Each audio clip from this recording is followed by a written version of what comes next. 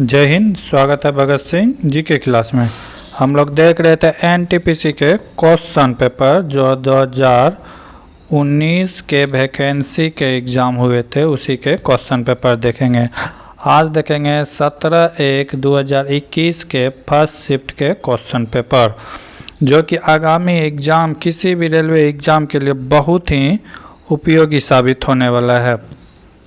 अगर इसका PDF download करना चाहते हैं तो हमारे टेलीग्राम चैनल भगत सिंह जी के क्लास से जुड़े। देखेंगे आज का पहला क्वेश्चन। आज का पहला क्वेश्चन है, कांगो सर्वे सेवा क्षेत्र की गतिविधियों में आता है। तो ये कौन सा गतिविधि होगा? तो ये होगा तृतीय गतिविधि में। किस में आएगा? तृतीय गतिविधि में। कांगो गति जो है ये किस में आता है? तृतीय गतिविधि में, यानी कि ये सेवा क्षेत्र है। क्या है? सेवा क्षेत्र। अगर प्रथम क्षेत्र की बात करें तो इसमें क्या आता है? कृषि आता है, पशुपालन आता है, मछली पालन आता है। ठीक है, ये सब आता है प्रथम श्रेणी में। अगर द्वितीय की बात करें तो इसमें विनिर्माण आता है, यानी कि उद्योग धंधा आता है। अगर टर्सरी की बात करें, तृतीय की बात करें, थर्ड की बात करें कि इसमें कौन कौन आता है, तो इसके अंतर्गत आता है व्यापार आता है, यातायात आता है, संप्रेषण आता है, वित्त पर्यटन आता है, सांस्कृतिक मनोरंजन आता है, लोक प्रशासन आता है, स्वास्थ्य आता है और शिक्षा आता है। ये सब किस में आता है? टर्सरी में। तो उसी में भी कौन आएगा? कांगो सेवा। ठीक है, बढ़ते अब अगले क्वेश्चन की ओर।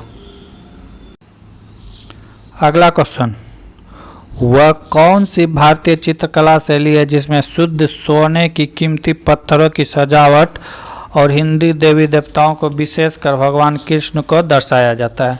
तो इसमें चार ऑप्शन दिया है। मधुबनी तो बिहार की पेंटिंग है।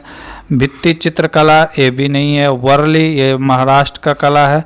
तंजौर पेंटिंग, ऑप्शन नंबर 4 ये तंजौर पेंटिंग सही होगा। कौन सा पेंटिंग सही होगा? तंजौर पेंटिंग। तंजौर पेंटिंग की बात करें तो ये दक्षिण भारत से संबंधित है और खासकर तंजावुर शहर से। कौन सा? तंजावुर शहर जो कि तमिलनाडु में है। ये तंजौर पेंटिंग किसके शासनकाल? तो ये चोल वंश के शासनकाल में बहुत लोकप्रिय हुआ था उसी समय से। ठीक है, इसमें क्या किया जाता है? कृष्ण भगवान के छवि को यानी कि कीमती पत्थरों और सोने के इससे सजाया जाता है।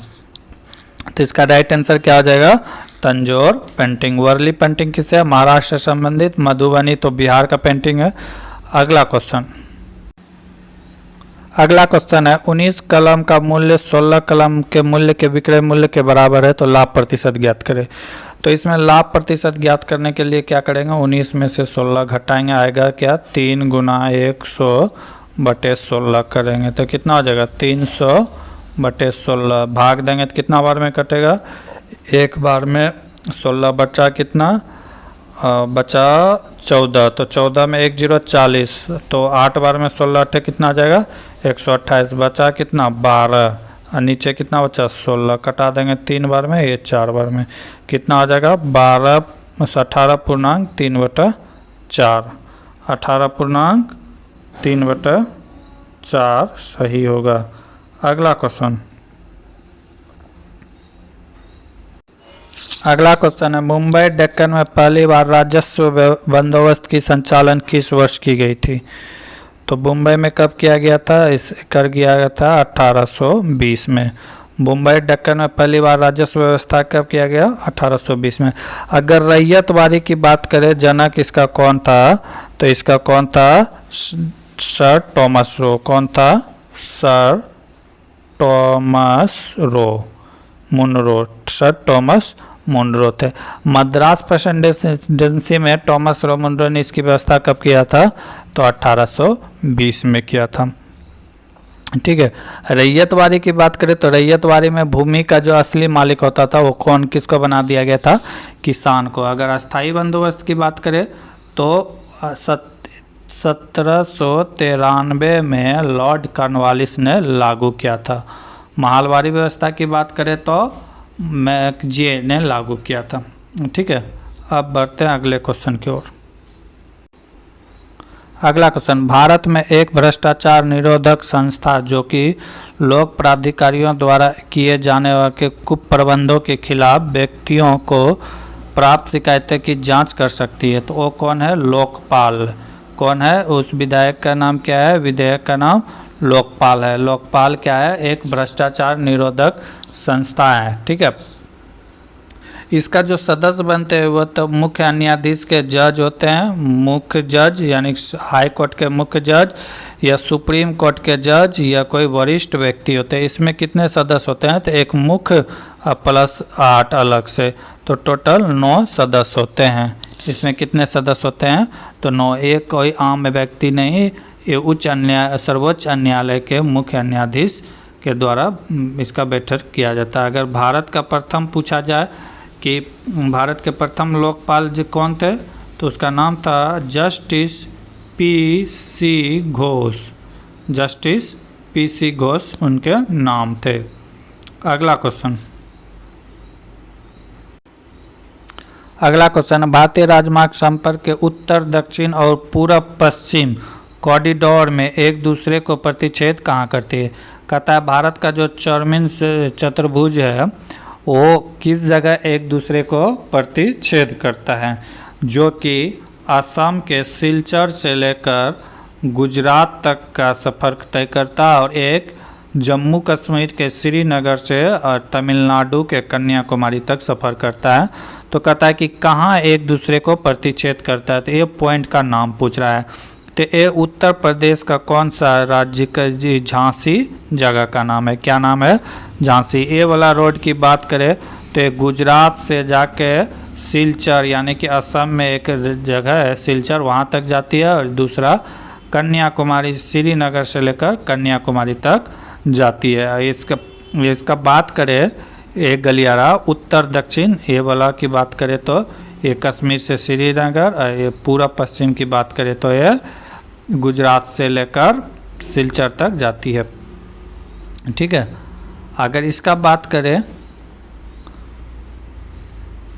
अगर इसका बात करें तो ये जाके NH44 होता है। क्या होता है? NH44। अगर वर्तमान समय में बात करें तो भारत का सबसे बड़ा NH कौन है? तो NH44 है। कितना है? NH44। और ये जो देख रहे हैं गुजरात से असम तक जो जाती है इसको कहते हैं NH27। इसको क्या कहते हैं? NH27 कहते हैं। ठीक है, भारत का सबसे बड़ा राजमार्ग कौन है? तो NH44। NH7 कुछ दिन पहले तक था, लेकिन अब बदल के क्या हो गया है? NH44। तो ये हमेशा याद रखिएगा। अगला क्वेश्चन, 4 शब्द दिए गए जिनमें से 3 एक प्रकार का, एक असंगत और असंगत शब्द का चयन करें। तो दिया है वसंत, तूफान, सर्दी, शरद। तो इसमें वसंत भी एक मौसम का नाम है, सर्दी भी एक मौसम का नाम है, शरद भी एक मौसम का नाम है, लेकिन तूफान जो है ये अनिश्चितकालीन होता है, किसी भी समय आ सकता है। तो तूफान यहाँ पे क्या होगा? अलग होगा। अगला क्वेश्चन, विश्व की पहली रोबोट कौन सा था जिसे किसी भी देश के पूर्ण नागरिकता हासिल हुई थी? तो उस रोबोट का नाम क्या था? सोफिया। क्या नाम था? सोफिया, जिसे किसी देश ने इसको नागरिकता प्राप्त दिया। तो इसे नागरिकता प्राप्त करने वाला कौन था? तो सऊदी अरब था। कौन था? सऊदी अरब। कब प्राप्त किया था? तो 2017 में इसे नागरिकता के दर्जा दिया गया था। ठीक है, अगर भारत की बात करें तो भारत में एक शहर है इंदौर, जहाँ पे कि रोड के ट्रैफिक का देखभाल कौन करता है? तो रोबोट करता है। कौन करता है? रोबोट। आईटी पटना के द्वारा ऐसा रोबोट बनाया गया था जिसका नाम था नर्सिंग रोबोट। किसका नाम था? क्या? नर्सिंग रोबोट, जो कि कोरोना काल के दौरान पेशेंट से बातचीत करते थे।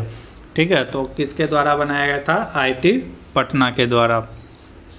अगला क्वेश्चन, उस समबाहु त्रिभुज का क्षेत्रफल ज्ञात करिए जिसका परिमाप कितना हो? 24 सेंटीमीटर है। तो समबाहु त्रिभुज का परिमाप दिया हुआ है, क्या दिया है, परिमाप दिया हुआ है कितना, 24।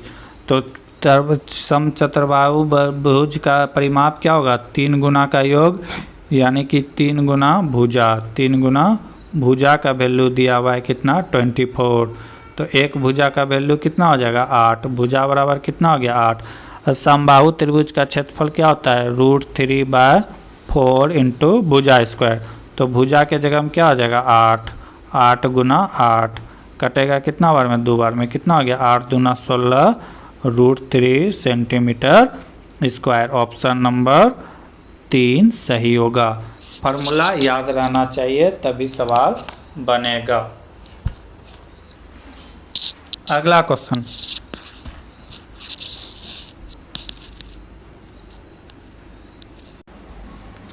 निम्नलिखित को हल करें। तो इसको हल करने के लिए क्या करना है, पहले सबसे पहले छोटी ब्रैकेट के अंदर चलना है, इसको सॉल्व करना है। तो इसको 6 से भाग देंगे तो कितना हो जाएगा, 36 हो जाएगा। कितना हो जाएगा, 36। उसके बाद 2 है आगे, तो 2 से गुना हो जाएगा, तो कितना हो गया, 72। 72 आगे क्या है, +3, तो 3 जोड़ दिए, कितना हो गया, 75।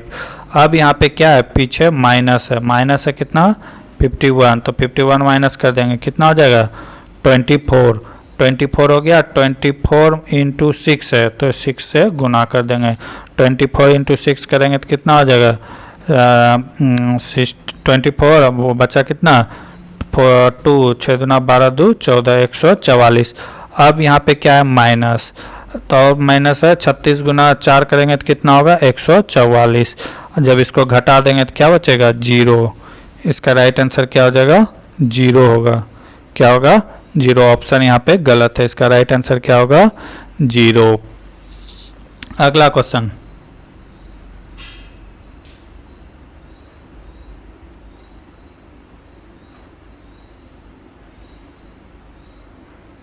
अगला क्वेश्चन है, यदि कूलर को भोजन कहा जाए, भोजन को गुलाब कहा जाए, गुलाब को रेस्टोरेंट कहा जाए, रेस्टोरेंट कहा जाए और रेस्टोरेंट को नटखट कहा जाए, तो आदमी क्या खाएगा। आदमी खाता क्या है, भोजन। अब भोजन को क्या कहते हैं, तो भोजन को गुलाब कहते हैं। तो राइट आंसर क्या हो जाएगा, गुलाब। इसमें क्या करना पड़ता है, पकड़ना पड़ता है कि आदमी खाता क्या, आदमी खाता क्या है, भोजन। तो भोजन को क्या कहा गया है, भोजन को गुलाब। तो राइट आंसर सीधे क्या होगा, गुलाब। ये नहीं कि अब फिर गुलाब को क्या कहते हैं, रेस्टोरेंट, वहाँ तक नहीं जाना है। अगला क्वेश्चन,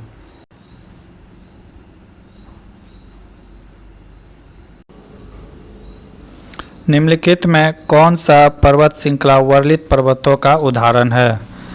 तो हिमालय जो है वर्लित पर्वतों का उदाहरण है। वर्लित पर्वत का मतलब क्या होता है कि मोरदार ऐसे उन पर्वतों से है कि जिनका निर्माण भूगर्भीय से हुआ है, जमीन के टकराने से हुआ है, जो पार्ट्स के टकराने से हुआ है उसे क्या कहते हैं, तो उसे कहते हैं वर्लित पर्वत। भारत का जो हिमालय है ये उसी का उदाहरण है। यूरोप का अगर आल्प पर्वत की बात करें तो ये भी वर्लित पर्वत का उदाहरण है। उत्तरी अमेरिका के जो रॉकी पर्वत है, रॉकी, ये भी आल्प्स यानी कि वर्लित पर्वत का ही उदाहरण है। अगर दक्षिणी अमेरिका की बात करें तो दक्षिणी अमेरिका में जो एंडीज पर्वत है वो भी क्या है, वर्लित पर्वत का ही उदाहरण है। अगर भारत में देखा जाए हिमालय को तो 4 भागों में बांटा गया है। भारत में हिमालय को कितने भागों में बांटा गया है, 4 भागों में बांटा गया है। कितने भागों में बांटा गया है, 4। पहला को कहते हैं, पहला को क्या कहते हैं, भारतीय हिमालय, ठीक है, जिसको कहते हैं पंजाब हिमालय। पंजाब हिमालय सिंधु नदी से लेकर सतलज नदी तक जो है ये क्या है, पंजाब हिमालय। उसके बाद है गढ़वाल हिमालय जो कुमाऊं से लेकर सतलज नदी तक है, कुमाऊं से लेकर सतलज नदी तक, इसको कहते हैं गढ़वाल हिमालय।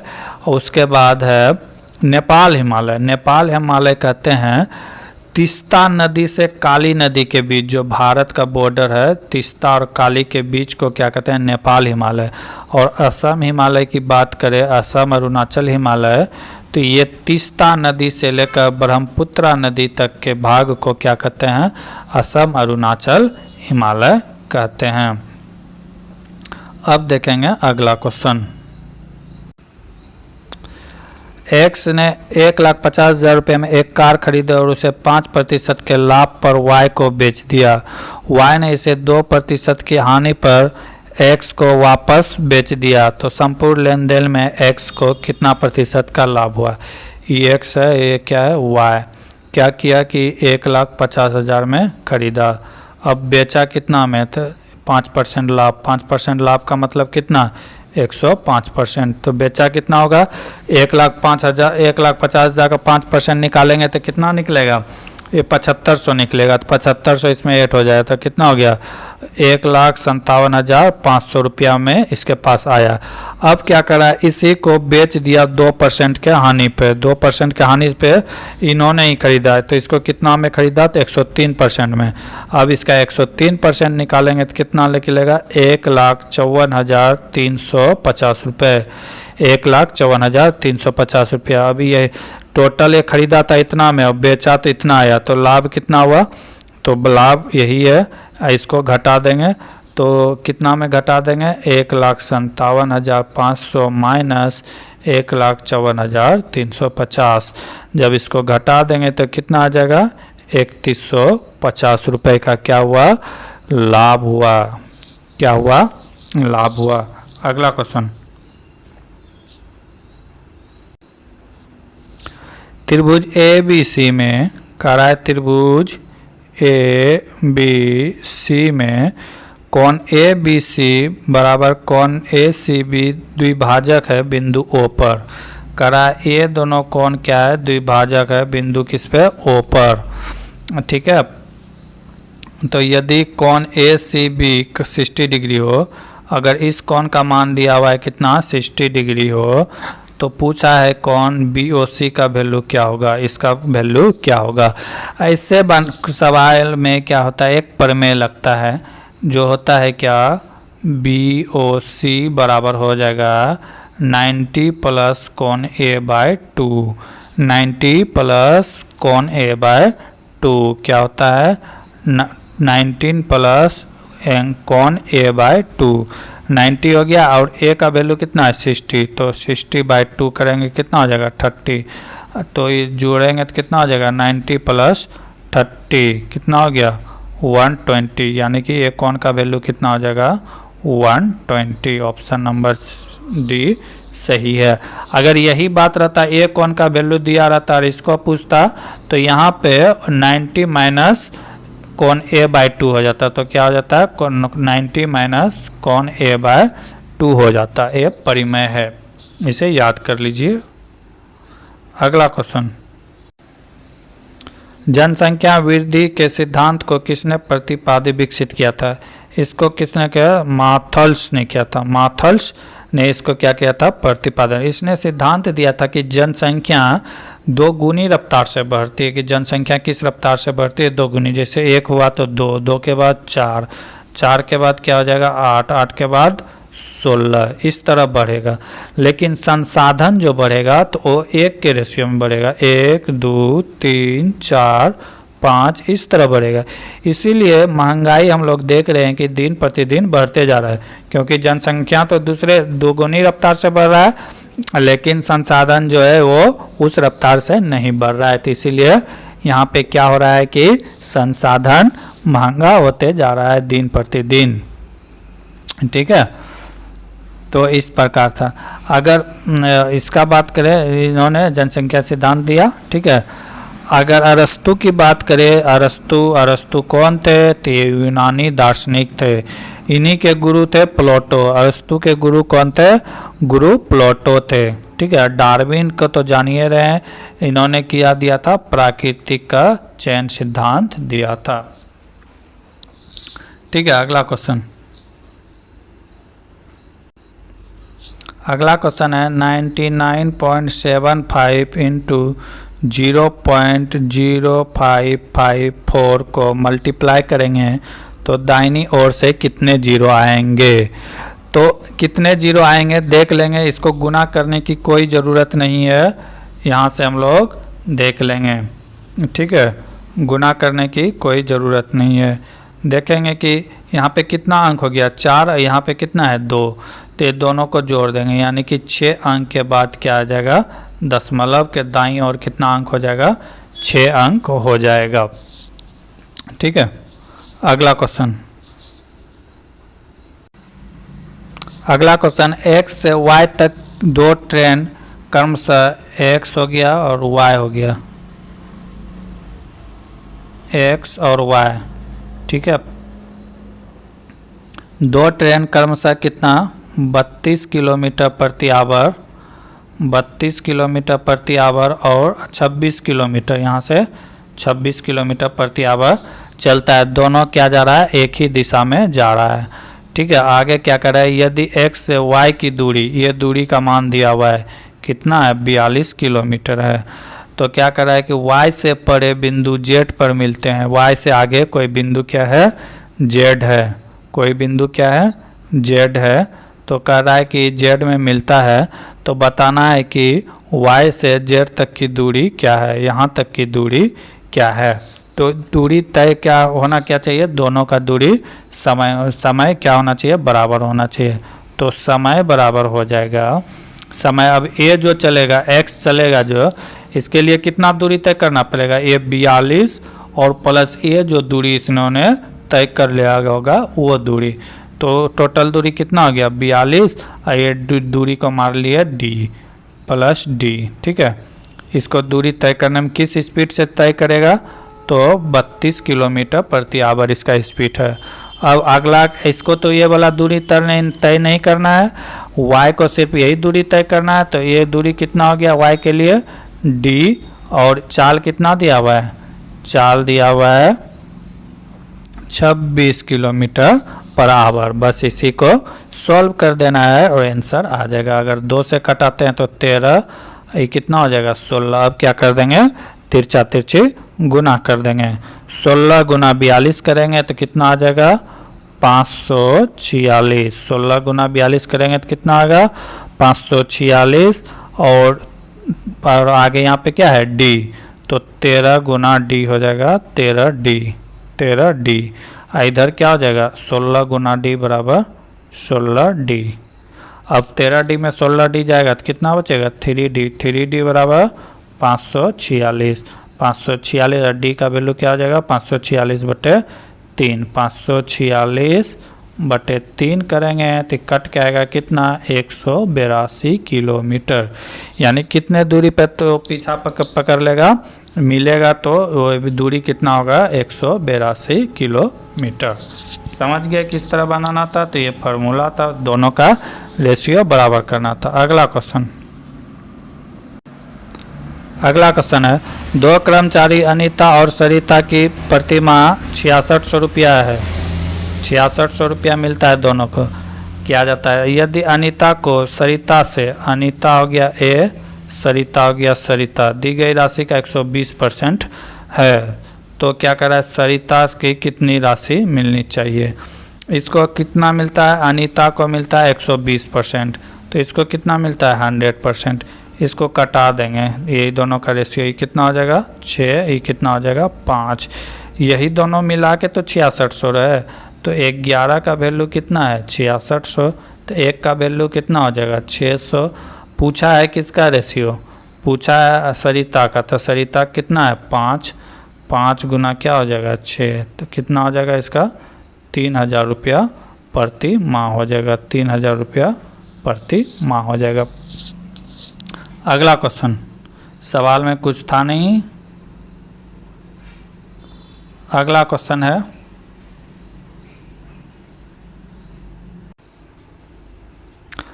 त्रिभुज XYZ लिया गया है।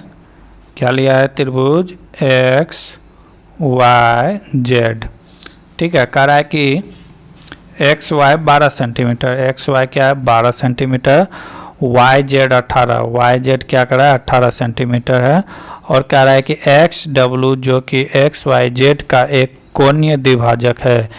XW यहाँ पे एक लंब गिराया गया है जिसका नाम है W, कोणीय द्विभाजक, जो YZ से बिंदु W पर इस प्रकार मिलता है कि YW इक्वल टू YZ का मान 4:5 है।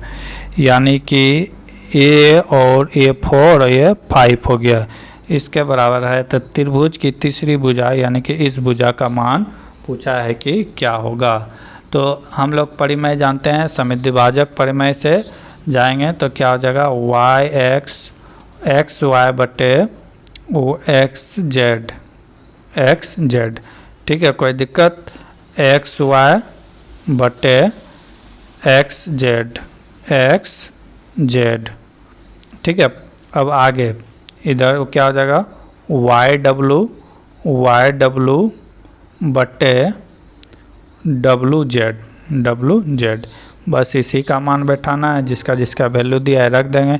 इसका वैल्यू कितना दिया है 12, इसका वैल्यू नहीं दिया है तो एक्स जेड, और इधर का वैल्यू हमको पता है हाँ 4/5 है, तो इसी को कर देंगे, कटा देंगे, कितना हो गया 4 तिया 12, इधर से गुना कर देंगे, कितना हो गया 4 5 तिया 15 सेंटीमीटर। तो कितना हो गया 15 सेंटीमीटर।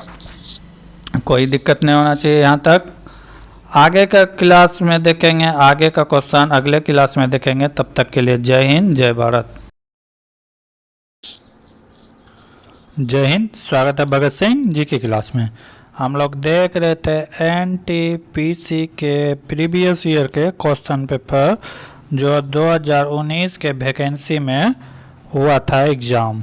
तो ये 2020, 2021 और 2019 तीनों साल एग्ज़ाम हुए थे क्योंकि कोरोना काल के कारण।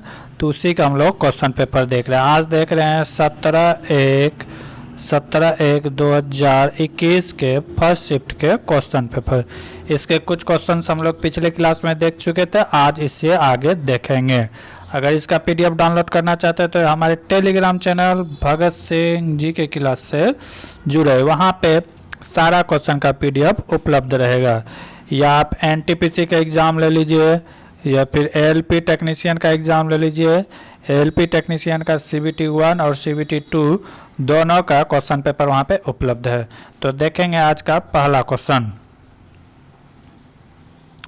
आज का पहला क्वेश्चन है, दिए गए विकल्प में से उस अक्षर समूह का चयन करें जो नीचे दी गई श्रृंखला प्रश्न चिन्ह के स्थान पर आएगा। क्या दिया हुआ है, CFILOR। तो पूछा है कि अगला क्या होगा। तो यहाँ देखेंगे तो क्या किया गया है कि C से I किया गया है। C का कितना होता है फेस वैल्यू 3 और I का होता है 9, यानी कि कितना का प्लस किया गया है 6 का। फिर आगे देख रहे हैं तो ये कितना होता है 15, तो 9 6 15, यानी कि 6 का प्लस हो रहा है। तो फिर अगला टर्म इसमें 15 जोड़े, 15 में कितना जोड़ेंगे तो 6 जोड़ेंगे तो कितना हो जाएगा 21। 21 में क्या आता है U आता है। फिर आ गया F से L आया है, तो F होता है कितना, F होता है 6, L होता है 12। इसमें भी कितना का जोड़ा गया है 6 जोड़ा गया है। फिर L से आ गया 18, यहाँ भी कितना जोड़ा गया है, यहाँ भी 6 जोड़ा गया है। तो आगे हम भी क्या करेंगे 6 जोड़ेंगे। 18 में 6 जोड़ेंगे तो क्या हो जाएगा 24। 24 में क्या आता है X, तो राइट आंसर क्या हो जाएगा UX। ऑप्शन नंबर 2 सही है। अगला क्वेश्चन है, निम्नलिखित में कौन सा विकल्प प्लास्टर ऑफ पेरिस के बारे में सत्य नहीं है। तो पहला क्या कर रहा है, पहला कह रहा है कि प्लास्टर ऑफ पेरिस सफ़ेद होता है, तो बिल्कुल सही है। आप लोग देखे होंगे किसी का पैर हाथ टूटता है तो प्लास्टर जो करता है तो उसका कलर वाइट होता है, सफ़ेद बिल्कुल सही है। दूसरा क्या है, पानी से गीले होने पर प्लास्टर ऑफ पेरिस में कोई परिवर्तन नहीं होता है, ये वाला गलत है। ये क्या है, गलत है, यानी कि सत्य नहीं है, ये वाला सत्य नहीं है। पानी पड़ने पर यह खराब हो सकता है। आगे क्या कहता है, टूटी हुई हड्डियों को मरम्मत के लिए प्लास्टर ऑफ पेरिस का प्रयोग किया जाता है, तो ये भी बात सही है। अगला क्या है, सजावटी डिजाइन बनाने के लिए प्लास्टर ऑफ पेरिस का उपयोग किया जाता है, तो ये भी सही है। यानी कि इसमें 2 नंबर इसका राइट आंसर होगा, क्योंकि 2 नंबर यहाँ पे सत्य नहीं है, बाकी ये सब सही है। प्लास्टर ऑफ पेरिस का अगर रासायनिक सूत्र की बात करें तो क्या होता है, CaSO4 × 12H2O। क्या होता है, CaSO4 इंटू हाफ H2O। ये जिप्सम का, ये किससे बना होता है, तो जिप्सम का। अगर जिप्सम की बात करें तो यहाँ पे जो होता है, जिप्सम की बात करें तो यहाँ पे CaSO4 हुआ और आगे पे क्या लग जाएगा, 2 लग जाएगा। आगे पे क्या लग जाएगा, 2 लग जाएगा, 2H2O हो जाएगा। ये जिप्सम का फार्मूला है, ठीक है। बाकी सब सही है। वाइट कलर का होता है, सजावटी सामान बनाने में भी इसका उपयोग किया जाता है। हड्डी टूटी हुई फूटी हुई हड्डी को जोड़ने में भी इसका मदद किया जाता है। अगला क्वेश्चन,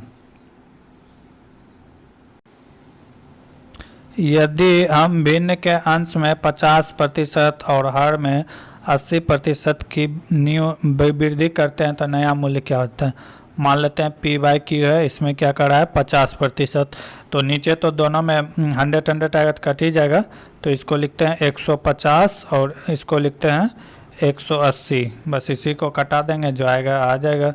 ये हो गया 5, ये कितना हो गया 5, ये हो गया 6, 5/6। नया भिन्न क्या आएगा 5/6। ऑप्शन नंबर कितना हो गया, 2 नंबर सही है। अगला क्वेश्चन,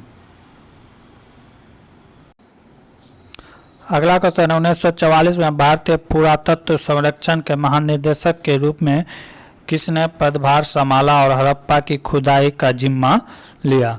अगर दयानंद सैनी की बात करें तो ये 1931 से लेकर 35 तक इसके अध्यक्ष थे, तो इसका राइट आंसर होगा रेम व्हीलर। कौन है, रेम व्हीलर।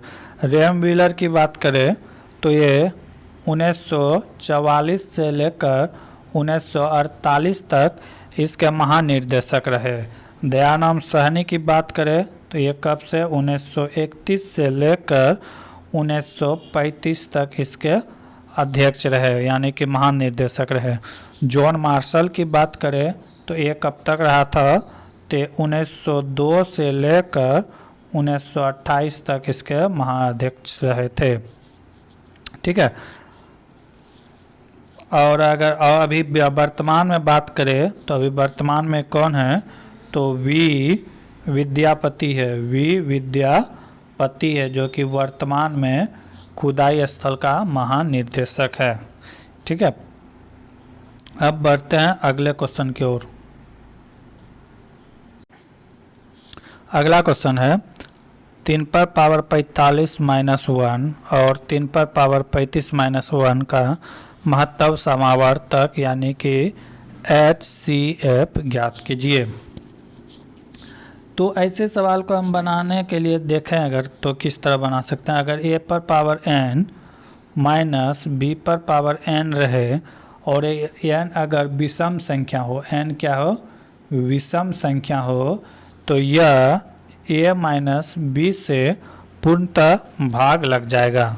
क्या चीज़ से लग जाएगा, a माइनस b से पूर्णतः भाग लग जाएगा। कब, जब n यहाँ पे विषम संख्या हो। तो यहाँ पे n देख रहे हैं विषम संख्या है, 45 है, यहाँ पे 35 है, तो n यहाँ पे क्या है, विषम संख्या है, तो भाग लग जाएगा।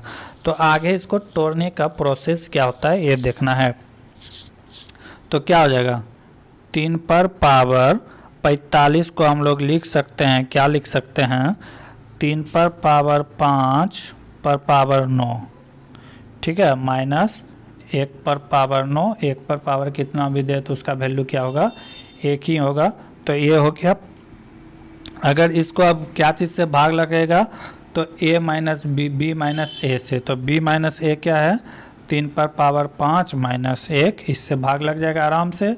अब फिर हम अगले को भी तोड़ेंगे 3 पर पावर 35 को, तो 3 पर पावर 35 को क्या लिख सकते हैं, 3 पर पावर 5 पर पावर 7, ठीक है, 7 × 35 माइनस 1 पर पावर क्या हो जाएगा, 1 पर पावर 7।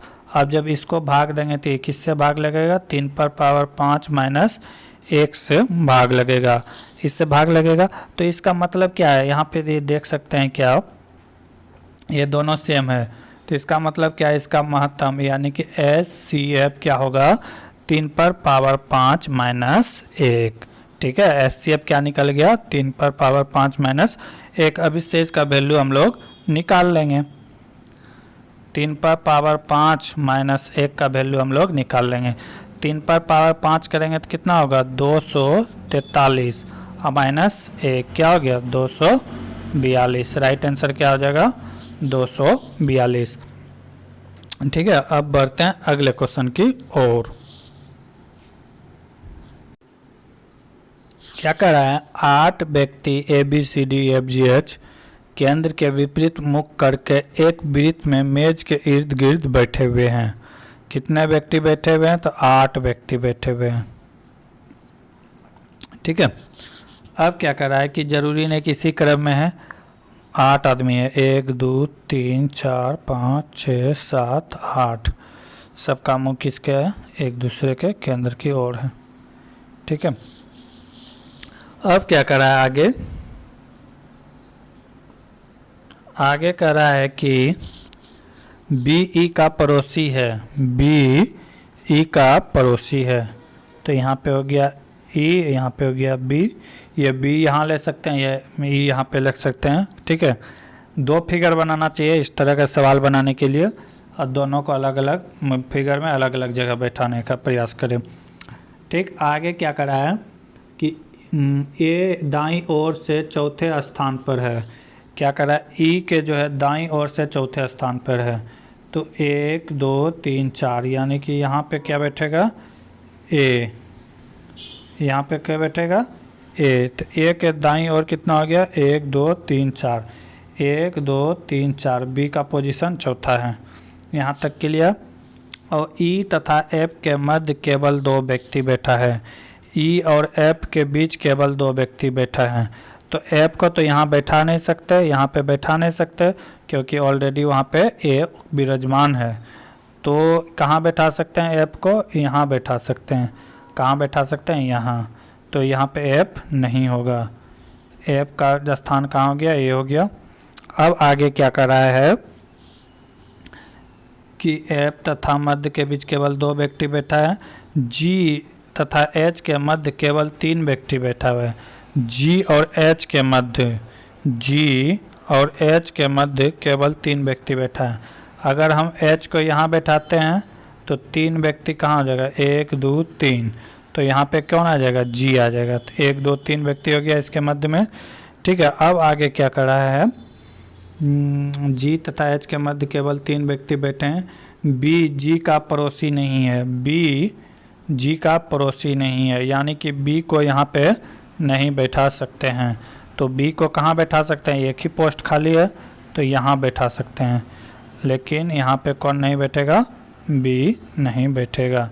तो यहाँ पे बैठेगा कौन जो खाली बचा है, कौन खाली बचा है तो इसमें से सी बचा हुआ है खाली, तो यहाँ पे क्या बैठ जाएगा सी। तो अब क्वेश्चन पूछ क्या रहा है कि कौन ए का पड़ोसी है, तो ए का पड़ोसी कौन है जी, और बी इसका पड़ोसी है कौन है जी और बी। ऑप्शन नंबर जी और डी होगा, जी और डी, जी और डी होगा। यहाँ पे बी तो ऑलरेडी यहाँ पे बैठा है, तो जी और डी इसका पड़ोसी होगा। ऑप्शन नंबर सी सही है। इस तरह का सवाल जब भी आए तो डबल फिगर बनाए और अलग अलग जगह पर आदमी को बैठाए ताकि आपको गलती ना हो। अगला क्वेश्चन है, एक स्कूल में से 6 शिक्षक हैं, कितना टीचर है 6 शिक्षक हैं। ए बी हिंदी और अंग्रेजी पढ़ाते हैं, 6 है तो A B C D E F. ठीक है, 6 टीचर हो गया। अब क्या कर रहा है, क्या ए और बी हिंदी और अंग्रेजी पढ़ाते हैं। ए जो है हिंदी पढ़ाता है, और हिंदी कौन पढ़ाता है बी भी पढ़ाता है हिंदी। आगे क्या कर रहा है ए बी हिंदी पढ़ाते हैं और अंग्रेजी भी पढ़ाते हैं, यानी कि इंग्लिश भी पढ़ाते हैं, तो प्लस इंग्लिश कर दिए। ठीक है, और आगे क्या कर रहा है कि डी और ए गणित पढ़ाता है, डी क्या पढ़ाता है मैथ पढ़ाता है, मैथ, और ए भी क्या पढ़ाता है मैथ। ठीक, आगे मैथ पढ़ाता है और विज्ञान भी पढ़ाता है। क्या पढ़ाता है विज्ञान, यानी कि साइंस पढ़ाता है। डी भी क्या पढ़ाता है साइंस। आगे क्या कर रहा है कि सी और ई अंग्रेजी और गणित पढ़ाता है। सी अंग्रेजी यानी कि इंग्लिश और मैथ दोनों पढ़ाते हैं। सी और ई मैथ और इंग्लिश दोनों पढ़ाते हैं, ठीक है। एफ और बी हिंदी और फ्रेंच पढ़ाते हैं। एफ और बी तो हिंदी ऑलरेडी पहले से पढ़ा रहा है, और ये कौन भी पढ़ा रहा है, फ्रांस भाषा भी पढ़ा रहा है। तो इसमें सबसे ज़्यादा सब्जेक्ट कौन पढ़ाते हैं, तो इसमें सबसे ज़्यादा सब्जेक्ट कौन पढ़ाते हैं आसानी से यहाँ पता चल जाएगा। ये 1 2 3 4 सब्जेक्ट पढ़ाता है, हिंदी पढ़ाता है, इंग्लिश पढ़ाता है, मैथ पढ़ाता है और साइंस पढ़ाता है। और बाकी सब बी की बात करें तो ये 3 सब्जेक्ट पढ़ाते हैं, सी की बात करें तो 2, डी की बात करें तो 2, ई की बात करें तो 2, एफ की बात करें तो 1 सब्जेक्ट पढ़ाते हैं। तो सबसे ज़्यादा सब्जेक्ट कौन पढ़ाता है, ए पढ़ाता है। कितना सब्जेक्ट पढ़ाता है, तो 4 सब्जेक्ट पढ़ाता है। ए क्या हो जाएगा, राइट आंसर हो जाएगा। अगला क्वेश्चन है 1 मई 2016 को शुरू की गई कौन सी योजना गरीबी रेखा के नीचे परिवार की महिलाओं को निःशुल्क एलपीजी गैस सिलेंडर देने की प्रदान करता है। तो सबको पता ही होगा, सबके घर में इसका गैस भी यूज होता होगा। तो कौन सा है, प्रधानमंत्री उज्ज्वला योजना। प्रधानमंत्री उज्ज्वला योजना, ठीक है। कौन सा है, प्रधानमंत्री उज्ज्वला योजना। अगर कुछ योजना की बात हम लोग यहाँ देख लेते हैं। अगर ग्रामीण योजना की बात करें तो ये 2021 में शुरू हुआ है। अगर पीएम स्वाधीन योजना की बात करें तो ये कब शुरू हुआ है, तो 2020 में शुरू हुआ है। अगर गोवर्धन योजना की बात करें तो ये 2018 में शुरू हुआ है। अगर सौभाग्य योजना की बात करें तो 2017 में शुरू हुआ है। मिशन इंद्रधनुष की बात करें तो ये 2014 में शुरू हुआ है। तो नरेंद्र मोदी के शासनकाल में बहुत सारा योजना चालू किया गया है, और योजना पूछता भी है। तो योजना किसी भी एग्ज़ाम में जाने से पहले एक बार सभी योजनाओं को देख ले, ताकि आपको क्वेश्चन छूट ना सके एग्जाम हॉल में। अगला क्वेश्चन, निम्नलिखित में कौन सा विकल्प विद्युत धारा के तापमान प्रभाव का उदाहरण नहीं है। क्या कर रहा है, नहीं है। क्वेश्चन पूरा पढ़े और उसके बाद क्वेश्चन का आंसर देने का प्रयास करें। तो विद्युत इस्त्री तो ताप में डिपेंड करता है कि गर्म होगा तभी काम होगा। पंखे की कार्यशीलता, ऐसा नहीं कि पंखा को स्टार्ट करते हैं फिर गर्म होता है तो चलता है, तो ये नहीं होगा। राइट आंसर यही होगा, क्योंकि ये चुंबक के कार्य क्षेत्र पर कार्य करते हैं, ना कि विद्युत के ऊष्मा प्रभाव पर। विद्युत केतली ये भी जो है तापमान प्रभाव पर काम करता है। और ये क्या हो सकता है, ये ऑप्शन दिखाई नहीं दे रहा है, तो इसका राइट आंसर हो जाएगा बी नंबर, पंखे का वो जो होता है चुंबकीय क्षेत्र पर काम करता है, चुंबकीय प्रभाव पर काम करता है। बाकी अगर हाँ यहाँ पे बल्ब होगा, बल्ब। अगर बल्ब की बात करें तो ये भी गर्म होने के बाद थोड़ा कुछ सेकंड के गर्म होने के बाद चलता है। बल्ब का अगर फिलामेंट की बात करें तो ये टंगस्टन का बना होता है। अगर इस्त्री और इसका केतली का बात करें तो इसमें नाइक्रोम का प्रयोग किया जाता है। ठीक है, अगला क्वेश्चन। भारतीय निर्यात संगठन के महासंघ द्वारा विकसित मोबाइल ऐप अंतर्राष्ट्रीय व्यापार करने के लिए आवश्यक जानकारी एक विस्तृत श्रृंखला प्रदान करती है। उसे क्या कहते हैं, तो उसे क्या कहते हैं, निर्यात मित्र कहते हैं। क्या कहते हैं, निर्यात मित्र। इसकी स्टार्टिंग की बात करें कब किया गया था, तो 8 अगस्त 2018 के उस समय के जो उद्योग मंत्री थे सुरेश प्रभु, कौन, सुरेश प्रभु, उसके द्वारा इस ऐप निर्यात ऐप मित्र का मोबाइल ऐप का शुभारंभ किया गया था। ये एंड्रॉयड फ़ोन और किसमें, OS प्लेटफॉर्म पर भी सभी फ़ोन पर ये उपलब्ध है।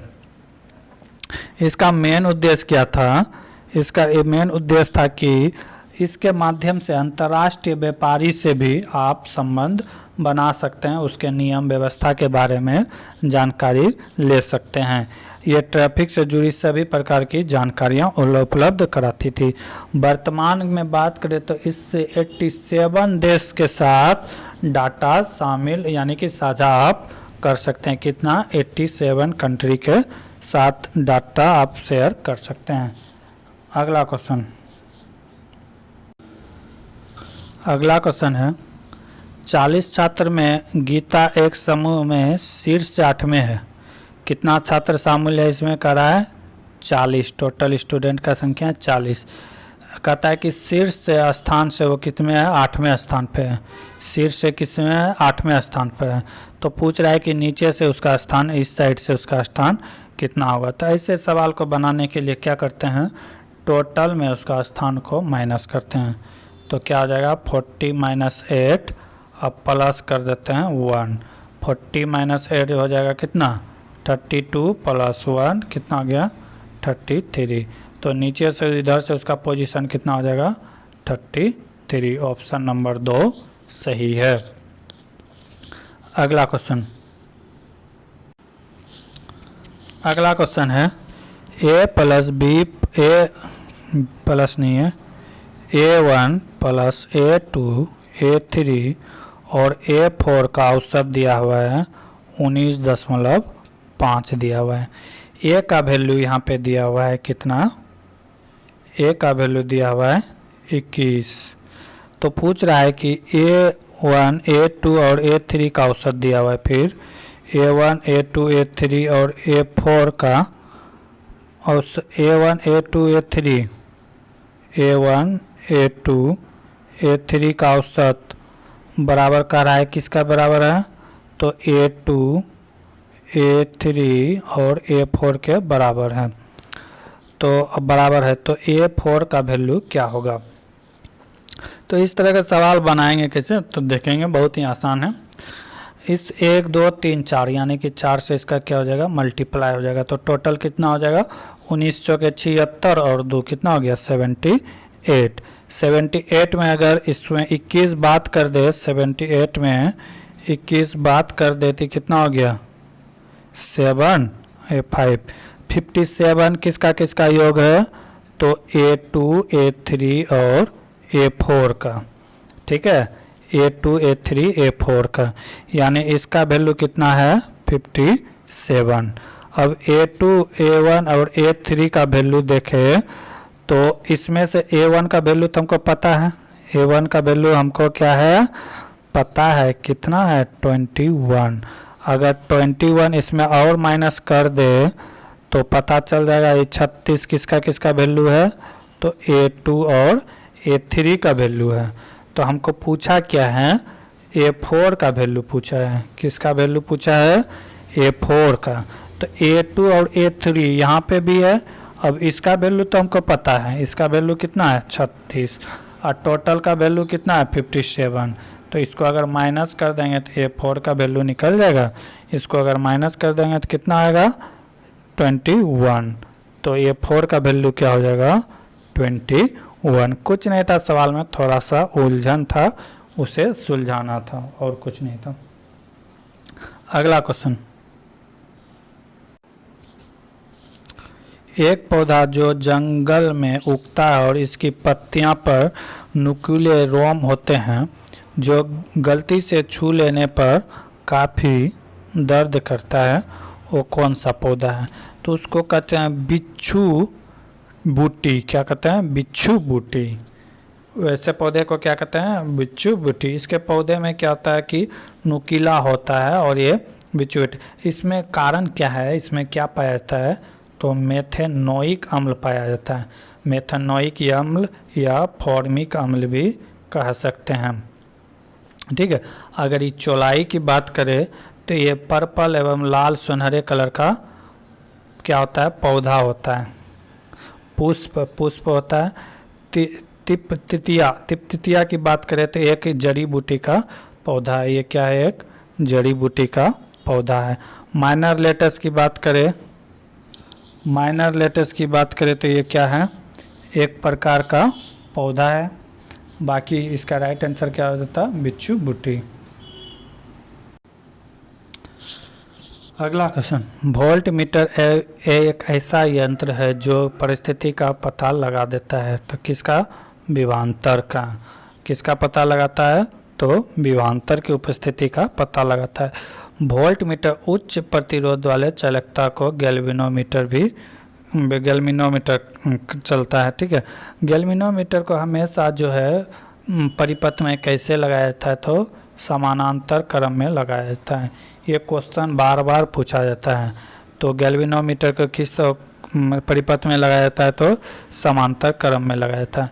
अगर एक आदर्श वोल्ट मीटर की बात करें तो इसका जो प्रतिरोध होता है, रेसिस्टेंस होता है, वो क्या होता है, वो अनंत होता है। वो क्या होता है, अनंत होता है।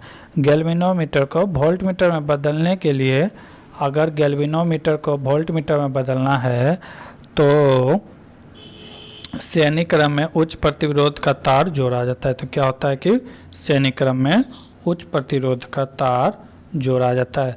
अगर गैल्वेनोमीटर की बात करें तो ये क्या करता है कि किसी भी परिपथ से धारा का पता लगाता है। क्या चीज़ का पता लगाता है, धारा का, करंट का, कि उससे करंट प्रभावित हो रहा है या नहीं। अगला क्वेश्चन है, नागरिक, चंद्रमा और अनाज का कौन सा वेन आरेख है। तो तीनों अलग अलग है। नागरिक हो गया, नागरिक, ये हो गया चंद्रमा, और ये हो गया अनाज। यानी कि तीनों क्या है, इसमें अलग अलग है। तो ऑप्शन नंबर बी क्या होगा, राइट होगा।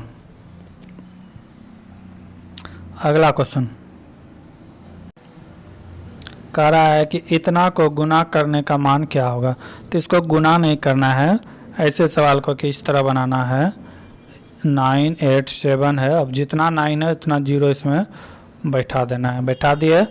अब जितना यहाँ पे वर्ड था इसको माइनस कर देंगे, 987 माइनस कर देंगे, कितना हो जाएगा, 3 2 0 6 8 9। क्या हो गया, ऑप्शन नंबर डी। इसलिए ऐसा किए, यहाँ पे समझ लेंगे कि 9 को क्या लिख सकते हैं, 9 को लिख सकते हैं 1000 माइनस 1। जब किसी संख्या को मान लेते हैं कि इसी को 1000 से गुना करते तो क्या आता, 3 0 ही आता। अब फिर -1, तो इसको 1 से गुना करते तो इतना ही आता, तो इसको माइनस कर दिए, ठीक है। अगर किसी संख्या को 9 चाहे कितना भी बार रहे गुना करने का, तो गुना नहीं करना है, क्या करना है, उतना 0 उसमें बैठा देना है और आगे का जितना अंक है उसमें माइनस कर देना है। वही उसका क्या हो जाएगा, राइट आंसर हो जाएगा। यहाँ पे 1 होगा क्योंकि 9 पे 8 जाएगा तो 1 बचेगा, ठीक है। अगला क्वेश्चन,